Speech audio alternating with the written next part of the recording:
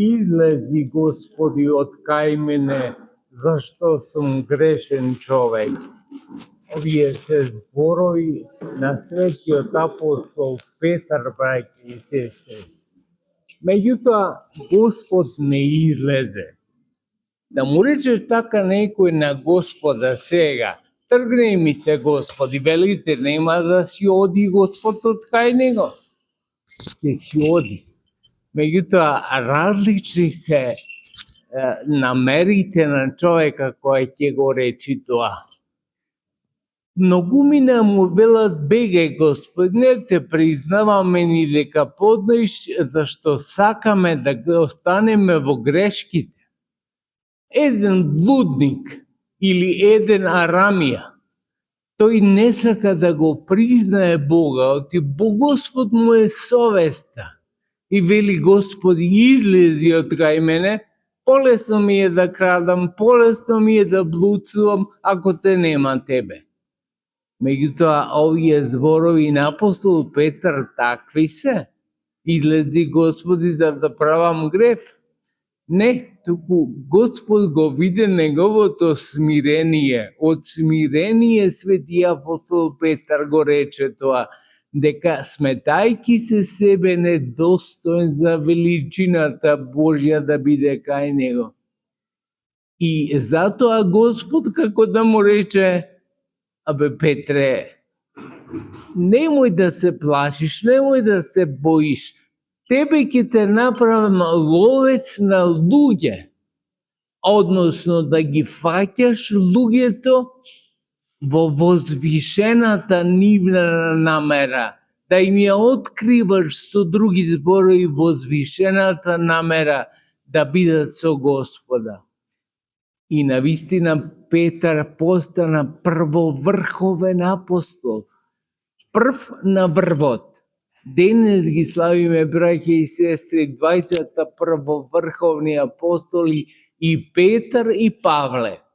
Петар беше меѓу 12, од кои се откажа Јуда, како знаете, меѓутоа како 13 апостол се смета апостол Павле, затоа што јако отпосле дојде, направи најмногу за црквата да се прошири во сите краишта на вселената.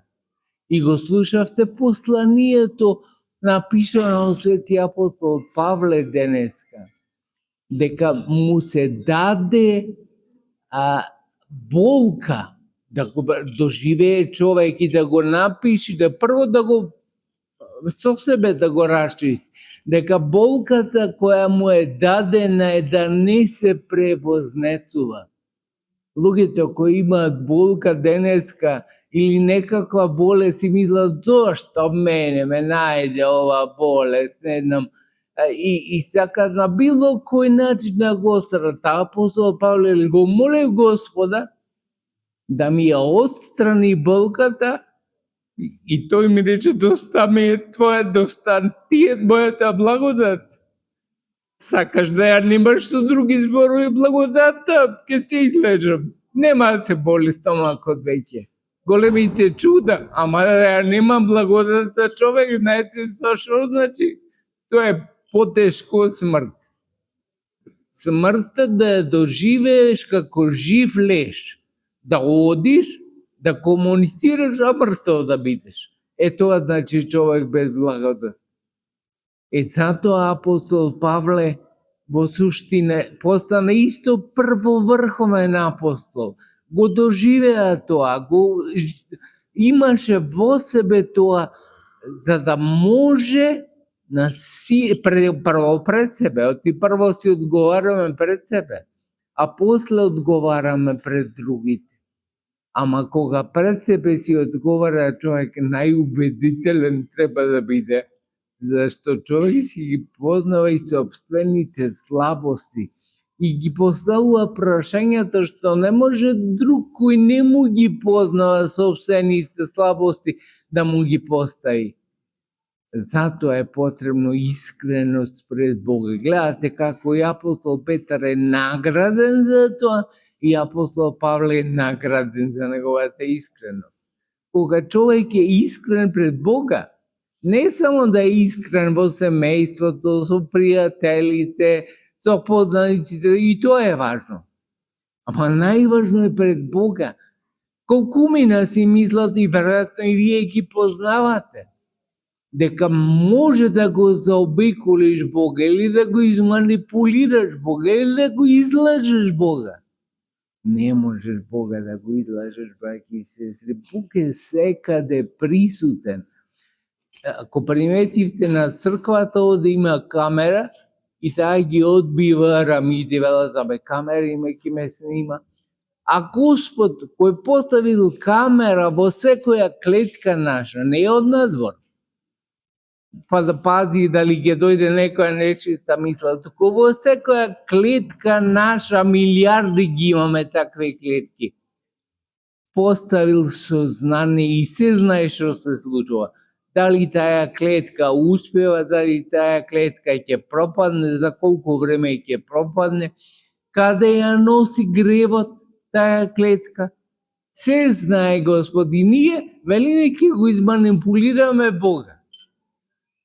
Тоа е недолично, несвесно. И затоа свети апостол го виде Господ кај свети апостол Петар тоа како искрено што му вели: тргни се од мене, Господи, ти не сум достоен да бидеш кај мене. И затоа му вели: не, Петре, тебе ќе те направам ловец на луѓе. Ќе те направам да бидеш највисок од сите апостоли. И така постана апостол Петар, првоврховен апостол. Денес го имаме и го славиме заедно со свети апостол Павле како првоврховен апостол. Сите апостоли ги славиме. Сите имаат ден кога ги славиме во годината.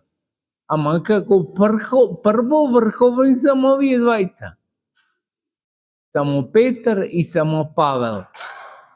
Затоа, браќи и сестри, секогаш да имаме на ум тоа, дека Господ не може да биде изманипулиран. На многу пати, она што го спомена на почетокот, да се сетиме дека на луѓето им смета Бог. Тие се, дали им смета нивните родители ги потсеќаат, дали им смета нивните пријатели, познати ги потсеќаат, што е грешно, и велат, не икам да биде тоа грешно. А кој е реперот за да биде нешто грешно или правилно? Господ. Ако го тргнам Господ од мојот живот, тогаш се ми е дозволено. Се можам да правам. Затоа луѓето стануваат атеисти. Затоа времето кое го поминавме назад на атеизмот, во суштина тоа значеше: греши колку сакаш, узми, како беше онаа песната, узми све што ти живот пружа. Тоа не може да биде дозволено за човек кој живее во црквата.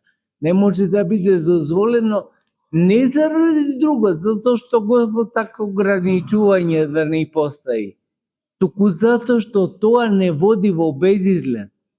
Ќе направиш еднаш блуд или прељуба или не знам што, ами ќе се откријат после, ами ќе се растури бракот. И што направивме со тоа?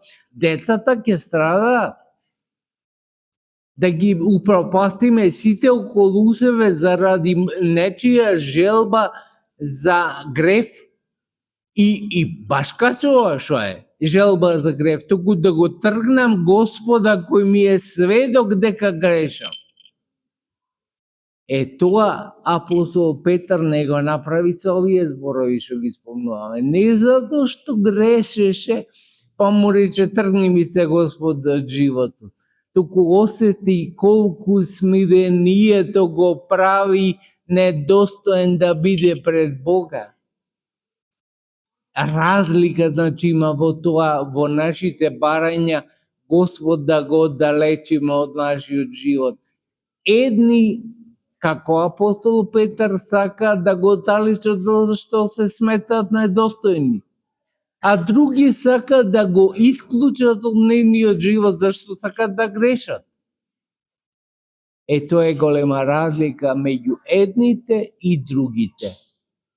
Затоа, браќи и сестри, да бидеме меѓу оние кои сакаат Господ да биде во животот нивни најблизу.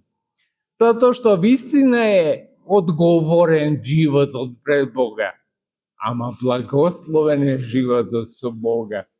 Тоа е голема разлика. Зошто ми е живот што ќе ми биде наслада најголема која не постои, ама нека биде 100 години. Зошто ми е таков живот 100 години ќе се наслада, а после цела вечност ќе страдам. А сега малку да пострадам, 100 години нека се. Ќе пострадам. Ама после ми е ветено од Господа, ветеното од Господа никогаш не се губи. Тоа што ни е ветено од Господа, тоа ќе си дојде. Тогаш кога е потребно за нас и најполезно. Да се здрави, живи милоста Божја да биде секогаш со вас, таа да ве чува, да ве храни во сите дни на вашиот живот и на помош да ви бидете прво врховни апостоли Петар и Павле.